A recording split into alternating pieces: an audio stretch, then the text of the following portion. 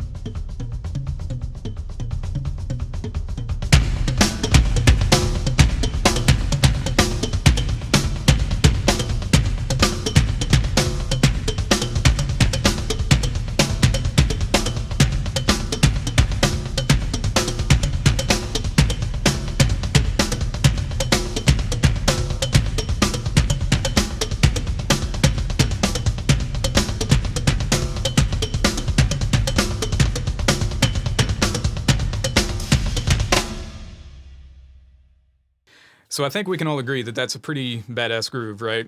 Now, there's a lot of different things going on here, but I think it's best to just start with the basic ostinato pattern because everything's kind of built on top of that. And the pattern itself is pretty simple. It's just left hand, left foot, right foot, repeated over and over. Now, I don't have octobans on the left side like he does, so I just have to play everything on this side snare, but just be aware that there is another layer of complexity to this whole thing by orchestrating around those octobans. So I just wanted to throw that out there, but I'll just play everything on this for this demonstration. But here's what just the basic ostinato pattern looks like by itself.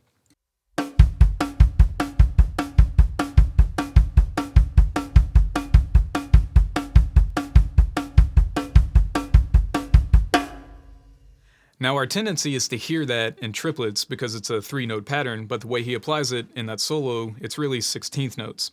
So our first challenge is to be able to play this as 16th notes over 4/4 and keep track of where we are.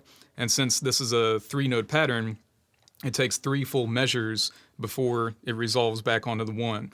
So I'll demonstrate this for you to a click so you can hear how that works out.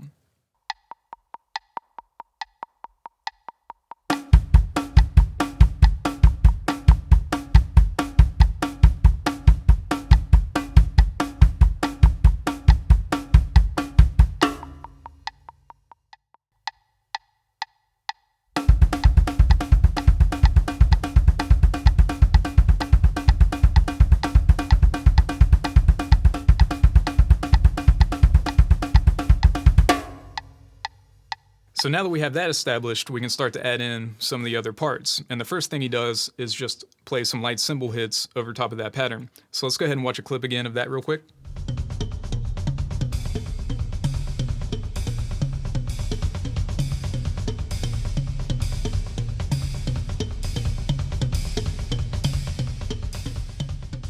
So what I hear him doing there is just playing the cymbals on 2 and 4. It could be the 1 and the 3 depending on your frame of reference, but I'll just demonstrate it on 2 and 4.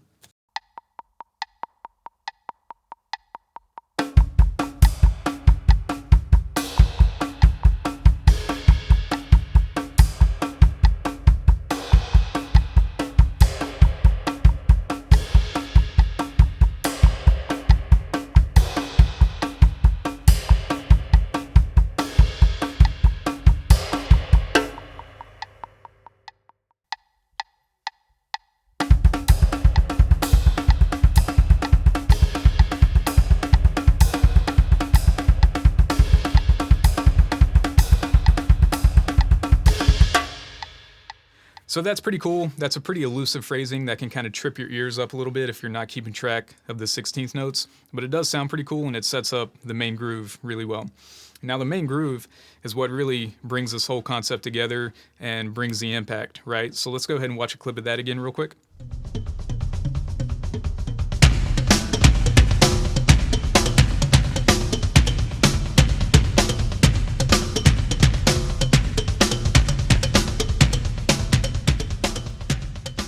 So we already know what the bass ostinato is, so now we just have to figure out what the right hand is doing, which is this. Now he throws a couple of variations in here and there, but for the most part this is the core groove that he's going for. So here's what this sounds like in isolation by itself.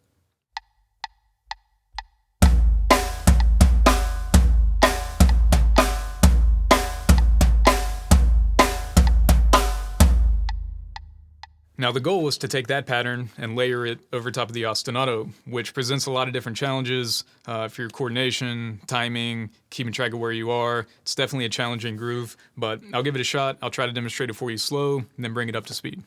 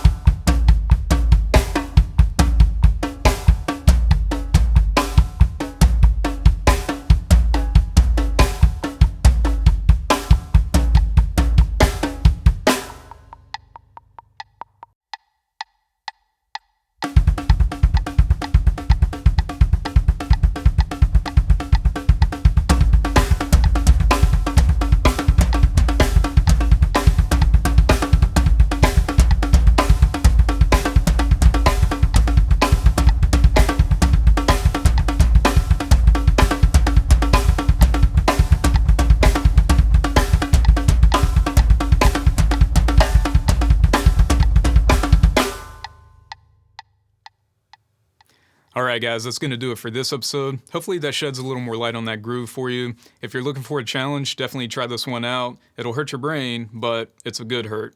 If you want the transcriptions, those will be linked below. Make sure you subscribe to the channel, hit that notification bell, and I'll see you in the next one.